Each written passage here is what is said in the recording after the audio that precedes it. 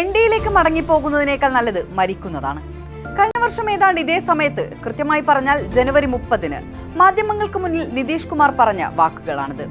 വാക്കല്ലേ മാറ്റാൻ പറ്റൂ എന്ന് പറയുന്നത് ഇതാണല്ലേ എന്ന് ചിന്തിപ്പിക്കുന്ന തരത്തിൽ നിതീഷ് കുമാർ വീണ്ടും കളം മാറിയിരിക്കുന്നു. 9ാം തവണ മുഖ്യമന്ത്രിയെ സത്യപ്രതിജ്ഞ ചെയ്യാൻ രാജ്ഭവനിൽ നിതീഷ് കുമാറിനായി മണ്ഡപം ഒരുങ്ങിക്കഴിഞ്ഞിരിക്കുന്നു.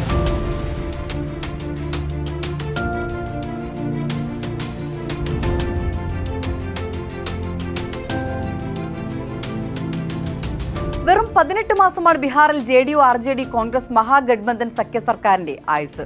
ചെറിയൊരു തിരിഞ്ഞുനോട്ടം നടത്തുമ്പോൾ 11 വർഷത്തിനിടെ ഇത് 4ാം തവണയാണ് നിതീഷിന്റെ രാഷ്ട്രീയ കളംമാറ്റം. ബീഹാറിലെ രാഷ്ട്രീയ രംഗത്ത് പാൽത്തൂറാം എന്നറിയപ്പെടുന്ന നിതീഷ് കുമാർ BJPക്കും RJDക്കും ഇടയിൽ സഞ്ചരിക്കുകയാണെന്ന് പറയാം.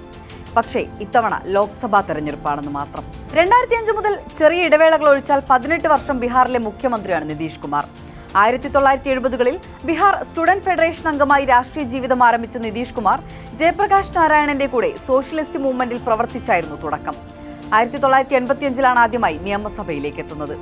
1996 വരെ സോഷ്യലിസ്റ്റ് ചേരിയിലായിരുന്ന നിതീഷ് പിന്നീട് NDAയുടെ ഭാഗമായി. പിന്നീട് NDAയിൽ നിന്നുകൊണ്ട് തന്നെ 2005 മുതൽ ബീഹാറിന്റെ മുഖ്യമന്ത്രിയായി പ്രവർത്തിച്ചു. എന്നാൽ 2013-ൽ NDA നരേന്ദ്രമോദിയെ പ്രധാനമന്ത്രി സ്ഥാനാർത്ഥിയായി പ്രഖ്യാപിച്ചതിലെ അഭിപ്രായ വ്യത്യാസത്തെ തുടർന്ന് NDA വിട്ട് UPAയിൽ ചേരുകയായിരുന്നു നിതീഷ്. പിന്നീട് 2015-ലെ ബീഹാർ നിയമസഭാ തെരഞ്ഞെടുപ്പിൽ ലാലു പ്രസാദ് യാദവുമായി കൈകോർത്തു. അങ്ങനെ മഹാഗഡ്ബന്ധൻ സഖ്യമുണ്ടാക്കി അധികാരത്തിലേറി. ബീഹാർ മുഖ്യമന്ത്രി നിതീഷിന് വീണ്ടും സഖ്യം അധികാരം നൽകി. ഈ സഖ്യത്തിനധികം ആയുസ്സുണ്ടായിരുന്നില്ല. 2017-ൽ സഖ്യം പൊളിച്ച് MLA-മാരെയും കൂട്ടി നിതീഷ് കളം മാറ്റി ചവിട്ടി. വീണ്ടും NDA പാളയത്തിലേക്ക്. വീണ്ടും നിതീഷ് കുമാർ പുതിയ സർക്കാർ രൂപീകരിച്ചു. അങ്ങനെ 6ാം തവണ മുഖ്യമന്ത്രിയായി നിതീഷ് അധികാര കസേരയിലേക്ക്.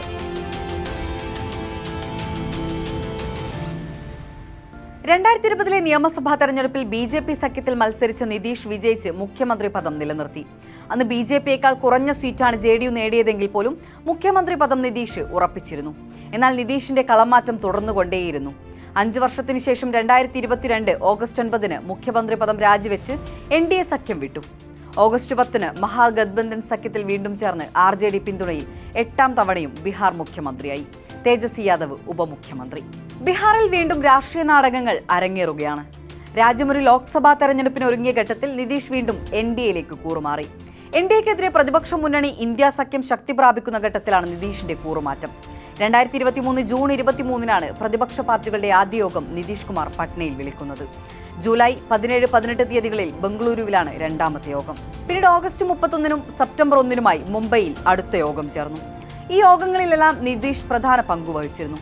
അതിനാൽ BJPക്കും അവരുടെ പ്രത്യയശാസ്ത്രത്തിനുമെതിരെ അവസാനം വരെ പോരാടാൻ നിതീഷ് ഉണ്ടാവുമെന്ന് ഇന്ത്യ സഖ്യം പ്രതീക്ഷിച്ചു കാണണം. താനില്ലെന്ന് പറഞ്ഞ് വീണ്ടും NDA പാളയത്തിലേക്ക് മടങ്ങിയിരിക്കുകയാണ് നിതീഷ്. രാഹുലിന്റെ ഭാരത് ജോഡോ യാത്ര നാളെയാണ് ബീഹാറിലേക്ക് പ്രവേശിക്കുന്നതെന്നും ചേർത്ത് വായിക്കാം.